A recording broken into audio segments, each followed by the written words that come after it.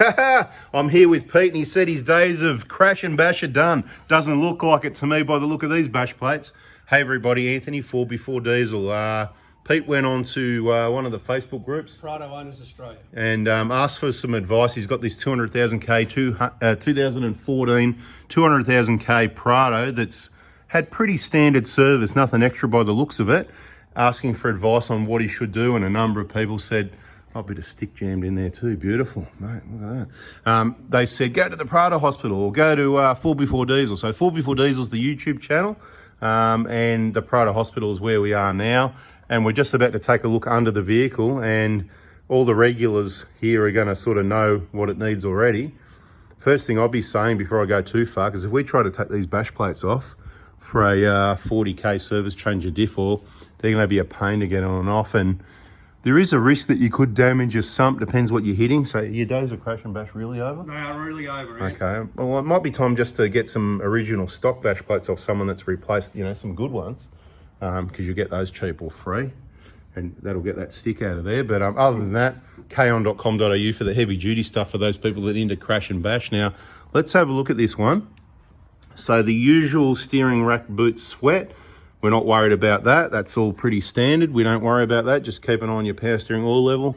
Drive shafts, like always, nothing wrong with those. They're good. We'll have a feel of them off camera, make sure there's no excessive play in any way, but there's usually not. Sometimes they get a bit of play in them, but there's nothing that I've seen that I'm concerned about. They all look original. It's got the original suspension in there, which is, you know, well past flogged, so it'd be a little bit sagged with all the extra weight. It's got a bull bar and a winch up there as well, or the ARB gets an alloy bull bar and a winch, but there's enough weight on there that it's certainly low at the front, so not really sagged. Sagged isn't really the right word, but it's going to drive a lot better with some nice Dobinson's monotubes in there. Put it in the comments if you've got the Dobinson's monotubes, if you're happy with those or not. So it's not all about me and what I think. Let's see what everybody else thinks about it.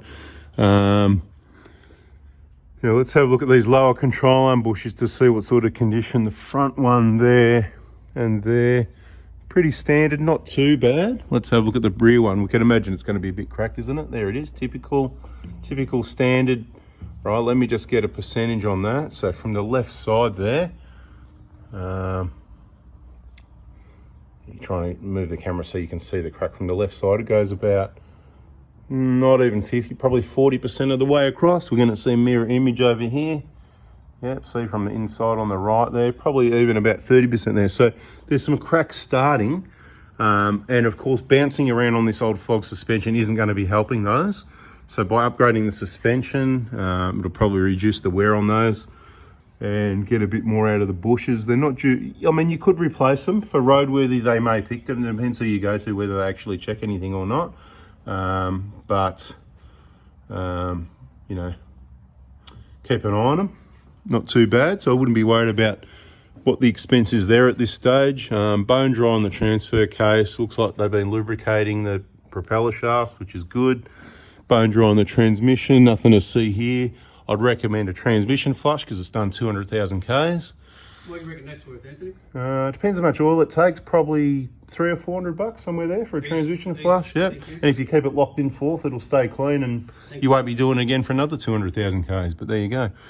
Or you can just put it, you know, less oil and do it more often. You can say, you know, I just want to do it every 50k or every 100. Yeah, that's it. So bone dry on the turbo, that's good. But it looks like someone's had a tool on the back, that little nut on the back there, but it could be wrong. Just looks, I mean, obviously nobody's worked on it, but it looks like it's a bit rounded, but I don't know. Anyway, bone dry on the engine, you know, it's only done 200,000 Ks. It's run in now, so it's got its whole life ahead of it.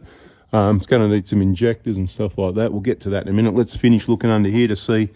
Oh, look at that. Something's even hit, pretty decent hit on the on that little guard there too, which is that's the old crash and bash day. Crash and bash day's finished. No more of that. Finished. A little bit on the fuel tank as well. The fuel tank guard sort of pushed the plastic fuel tank there. It's pushed into it a little bit. So at some stage, could be worth pulling that off. It's 6 bolts, you know, 12 mils. 4 down this side, 2 up the other side, and give that a tap out if you reckon there's going to be no more crash and bash. No more crash but if there is, once again, kaon.com.au. And seeing this hit up here, Kaon have got a guard that protects this whole plastic actuator, and it goes from the chassis across here, protects that chassis to chassis, so really strong, really good design. Tiny little leak in the exhaust, that's unusual. We don't normally see that, but that's all right, nothing to worry about. Okay. Bit of mud there still, a little bit more cleaning next time. That fuel filter up there every 20,000 k's for those people that don't know about it. Let's have a look at the brakes, not that that's a big deal. We're not really here for that much of a service, but yeah, rear pads are low. I'd be chucking a set of rear pads in it soon. Okay. So for those, you go to lsiauto.com.au because they've got genuine pads cheaper than Toyota dealerships. I think it's about $80 or What's something. that I worth could be for you wrong. to do that? Oh, if you bring the pads either way, because I don't actually keep pads in stock because I try not to do brakes because that means I've got to lift wheels off, you know what I mean? So a set of brake pads installed, you know, Standard couple time. $100, you know, something like that anyway. But you get a discount code as well, 4B4-2023 Done. on LSI Auto, cheapest place to buy the pads. Just sort of, I'm delegating, yeah? Because it's one no, more good. thing that I don't have to buy. that's So not bad. we can put the pads in if you got the pads or whatever the case may be. But it's a pretty boring Prado again because there's nothing to see here. Good KO. So let me ask you, happy with these KO2s? A lot of people hate KO2s, them. I've had them on everything. I've had on every car I've had. But aren't they really hopeless and slippery rubbish in the wet? No, not slippery rubbish in the wet. I've really pushed it. No, it's Okay. just a matter of driving technique. Yeah. Smooth. And maybe vehicle setup, you know. I think some people get the setup wrong because there's a small percentage, which equals a lot of people, that really hate them. So This is not lifted, so there's no Yeah. high sway. yeah. Just a nice handling car. That's it. So maybe it's their lift kit, that's their wheel alignment's totally Too out of much weight. control. And then as they're turning around a roundabout, anyway, Never whatever. lost it. Anyway, happy days. Okay. Yeah, rear pads. I'll throw a set of rear pads in it soon, I'd say. Suspension obviously needs a replacement just because it's old. Again, is that something you do, Ant, or? We don't do the install here, so the Sunshine Workshop partner does all the installs for people around Melbourne and Victoria that want install. Okay. So Tuesdays, people can contact me in the morning from 8 a.m. with a text message. Yeah. Hey, I want to grab a Dobson's lift kit for my Prado. You're looking around about sort of somewhere between 1,800 and 2 grand. There's a few variables there.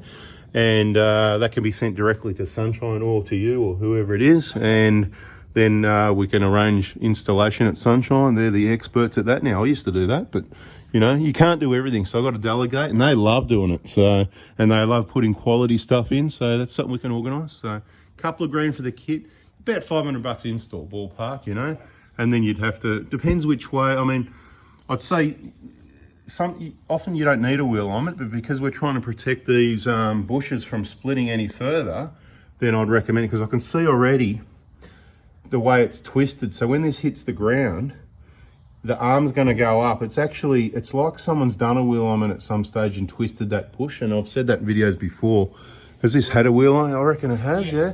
Yep. So so what happens is, I'm going to go through it again. So lucky people watch these videos and they hang around because we're at 8 minutes now. And a lot of people are already gone, right? So what happens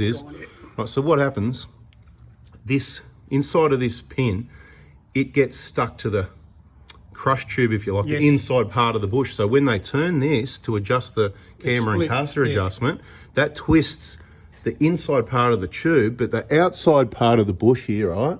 So that's obviously pressed into the arm there. Yeah. And there, because I can see there, like we know we've just raised the vehicle and the arm's gone, it's come down this way, but looking at that, for that to come back to the rubber, the arm needs to come down even more. Yep. So to me, it looks like it's been twisted out. So when it goes back on the ground, there's a lot of pressure on that bush from the wheel alignment because when it's been done, they've twisted the bush. What they need to do is loosen up these bolts a bit more, Yep. free it up, give them a knock, spray them, knock them in and out, make sure they're moving freely, both front and rear. Otherwise, it's because the bushes can only take, I'm getting old, mate, I can't remember. Yeah. It's either 30% of twist or 30 degrees of twist, one or the other maximum, So it's right? been getting caught up on the Right, so if it's got too much twist, it's what's going to cause the problem a lot of the time because I see way too many of these that haven't got any sort of splits there at all. And the ones we show in inspection videos, quite often, you know, there is a standard, you know, depends how hard you hit the speed hump. So old flog suspension, more bounce. If you're hitting speed humps hard, more bounce, and that's all. Typically, they're the ones that have got more wear. Let's just have a look at these front tires quickly, though. They're not wearing awesomely, but see the feathering on the inside edge. If you look up there, see that. It's hard to show people on the camera, but you can see what I mean there, yeah? Even a little bit on the outside. This inside edge is a little bit more worn than that edge. Yeah. And also, see the back of it. See how the back of it's worn down here? Yes. So, yeah. So, definitely between... I wouldn't waste... I'm not going to blame the wheel alignment, I'm going to blame the suspension. It's going to be bouncing around like crazy. old worn out. Exactly. We need suspension and we need a good wheel alignment on this one. See the tread's deeper here? It's costing you tyres. It's worn down here. It's costing you tyres by holding onto the old suspension, right? So we're at 10 minutes now. So I reckon we're going to wrap this video up. We might have another one on this vehicle under the bonnet and answer a few more questions. So is there anything underneath here that I said you probably should replace that you got any questions on before we finish this up? So the bash plate, just try and grab a second one. That's what I do. I'd get on goes PRADO right Crew and say, hey, anyone got some stock bash plates? I've got a slab of whatever you drink. Yep. And, you know, whatever. And hopefully someone in the area says, yeah, you can have mine because I've got K-on because I'm doing bash and crash. And the fuel tank guard will just take off, knock out myself, clean it up. That's it, yeah. 6 bolts, drop that down, knock that out, get a bit of timber and a big hammer and just smash it out till you get a bit of clearance to the tank, you know what I mean? Because there's no point adding all the extra weight of aftermarket heavy stuff. I'm getting close to GVM, GCM. Yeah, you want to keep the weight down. So, you know, if you crash and dash, what do you got? Crash and bash days are over. If it's over, maybe you could even take this winch off and sell it because that'll save another 20, 30 kilos as well. They're things to think. Good point. Are you thinking, hang on, I might need that? No, I might need that. Bit of crash and bash. Anyway, hey everybody, thanks for watching. Hopefully that's been helpful for you. If it was, hit the like button, subscribe, turn the bell on, and we'll catch you on the next video. See ya.